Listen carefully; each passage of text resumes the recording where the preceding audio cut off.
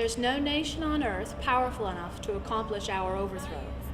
For our destruction, should it come at all, will be from another quarter. From the inattention of the people to the concerns of their government, from their carelessness and negligence. I must confess, I do apprehend a danger. I fear they may place too implicit a confidence in their public servants and fail properly to scrutinize their conduct. We cannot allow the state, under the guise of paternalism, security, possible threats, to protect us into a state of happy docility, manipulated and unaware. We are awake, and we will not close our eyes again. As you can see, reality isn't always what you think it is.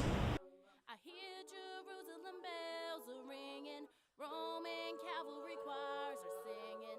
Be my mirror, my sword, my shield, my missionaries in a foreign field. Well, I know there's been like lots of cases in other countries where when these kind of like laws have been implemented, there are like lots of cases where people get proven guilty and they can't really prove themselves innocent.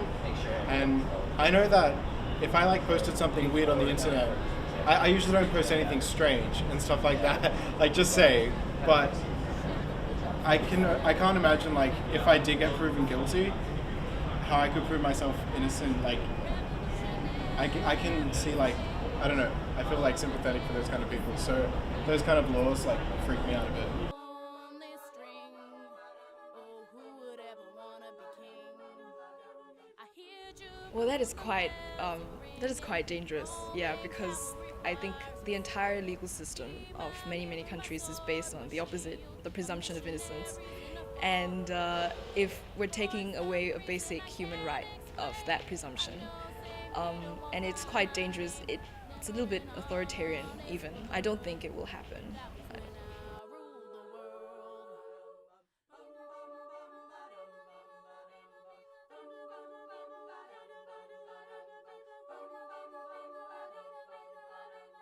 It all sounds a bit iffy. This whole idea of sort of Big Brother state always plays into this sort of thing, and that's always a worry, I feel. Government should have some power. I don't believe they should be all powerful or anything, and a person should have, decent rights to privacy. my mirror, my sword, my shield, my missionaries in a foreign field. No, they just use their power for anything and everything. They just exercise their power for everything, yeah. I think they already have too much power, so. When I rule the world.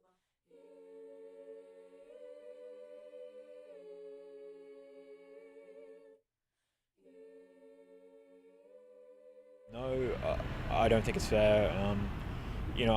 I don't have anything to hide in terms of what I do on the internet. I'm very comfortable with what I do on the internet. Like, I think it is within the law, but I still can't help but feel pretty uncomfortable knowing the fact that a third party or the government could secretly be monitoring what I do. I just can't help but feel a little wary. When I sleep alone, sweep the streets I used to own. No, it should be private. Whatever you want to do in your own home's your own thing.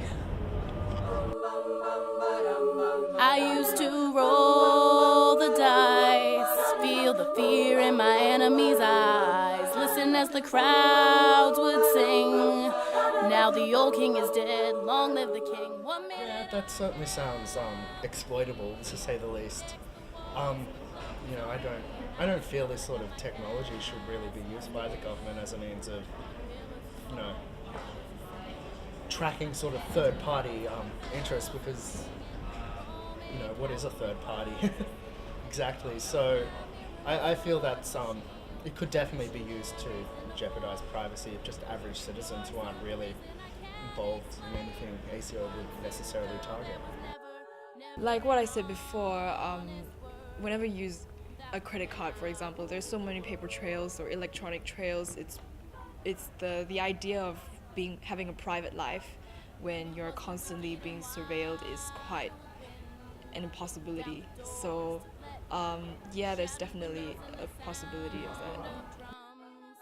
People couldn't believe what I'd become. Revolutionary carries weight.